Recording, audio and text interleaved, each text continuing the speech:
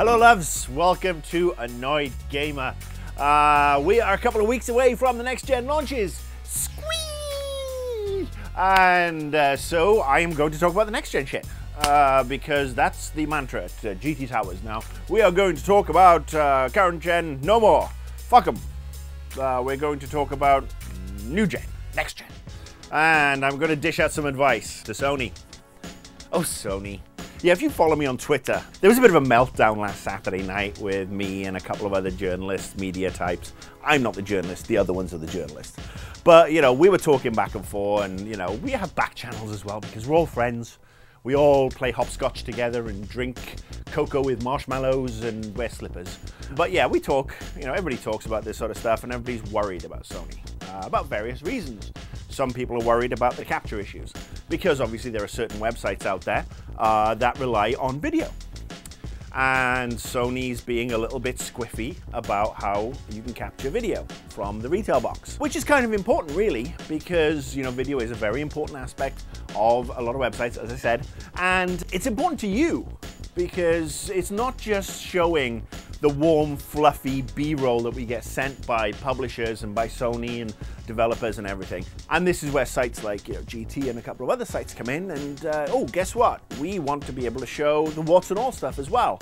So that if a game is looking fantastic on the B-roll and the rest of it looks like gash, we want to look and show you that stuff. And because Sony are being a little bit squiffy about all this, it's pissing people off because guess what? It means we can't do our jobs properly.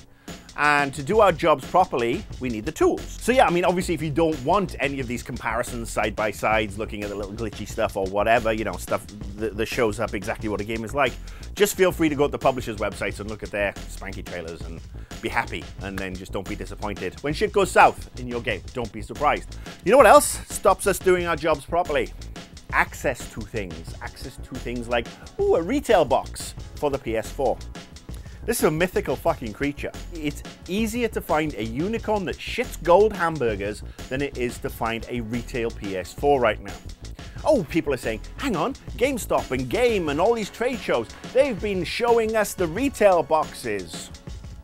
Well, I'm going to put out a little theory there because nobody can actually confirm it's a retail box. And guess what? The debug boxes that Sony have look pretty much damn identical to the retail boxes.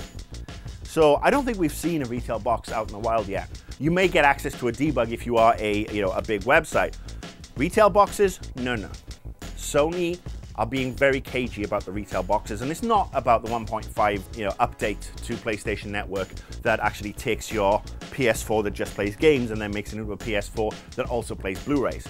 I'm hearing rumors from several different sources that the PlayStation 4 is prone to overheating.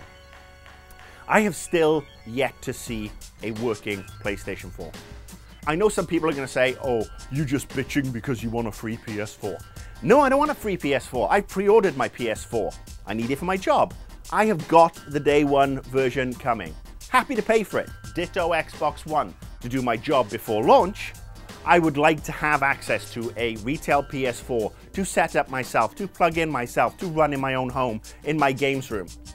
Happy to return it after the fact, happy to return it, once launch comes around. If you can't debox the thing yourself, if you can't plug it in, if you can't set it up on your TV, if you can't leave it running for 5 or 6 hours while you cycle through some different games, if you can't look at the UI and figure out what's what, if you can't make sure that it's working without a PR person from Sony standing over your shoulder, fucking dodgy, dudes. And this is the thing that's shocking to me. Sony, ever since that announcement back at the beginning of the year, have done everything right. They let Microsoft go out, dig its own hole. Sony came in, filled in the hole, and then did a little jig. We're all about the games. We're all about the gamers. No DRM. No day one update. Well, they were a little bit rude about that, weren't they? A little bit naughty, because you do need the 1.5 update. But if you don't want to connect to the internet, guess what? You can call a number and Sony will send you a disc, an activation disc, which is great. Sony are also making the patch available via the Sony blog, so you can download it to a USB. Because let's face it, Sony and servers and stuff like that, not exactly the most spanky of track records, so day one's going to be a bit of a flustercuck, to be polite. If a lot of people buy the PS4 day one, and you have all these janky problems, you're gonna be fucked. All right, that's the show for this week. Next week, I am going to be talking about the Xbox One and what they could do. And the week after that, I'm going to be answering your questions. So start thinking about them now. Don't send them to me now. You send them to Carl Bosman now just to piss them off. But no, in 2 weeks' time, it's going to be a blowout Q&A session all about next generation, which will soon be current generation, which makes the other games old generation. And the other systems before that, older generation. Yeah, this is my 6th or 7th console generation. Shit. Follow me on Twitter. See you next week.